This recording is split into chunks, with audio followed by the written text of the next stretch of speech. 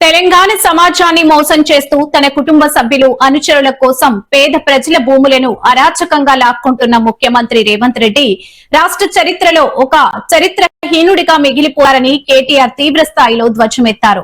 అధికారం ఎవరికీ శాశ్వతం కాదని అప్రజాస్వామికంగా వ్యవహరిస్తున్న కాంగ్రెస్ ప్రభుత్వానికి ప్రజలు త్వరలోనే బుద్ధి చెబుతారని ఆయన హెచ్చరించారు. క్యాతన్పల్లి మున్సిపల్ చైర్పర్సన్ గారిని కౌన్సిలర్లకు సన్మానం చేస్తాను. అధికారం పోయిన తర్వాత నువ్వు చేసిన అరాచకానికి ఇన్నటిదాకా ముఖ్యమంత్రిగా పనిచేసిన ఒక నాయకుడు ఆంధ్రప్రదేశ్ లో ఇవాళ ఆయన కేబీఆర్ పార్క్ లో నడుస్తుంటే ఆయనను పలకరించినోడు కూడా లేడు అని చెప్పి చెప్తా ఉంటే సబితక్క చెప్పింది. ఆయననే ఎవడో ఉన్న పలకరిస్తాడేమో గాని రేవంత్ రెడ్డి పదవి కాలంకి దిగిపోయిన తర్వాత మాత్రం కూర్చున్న కుక్క కూడా లేవదు, ఆయనకి మాత్రం ఎవడు సల్యూట్ కొట్టేటోడు మాత్రం ఎవడు ఉంటాడు. ఇది వాస్తవం.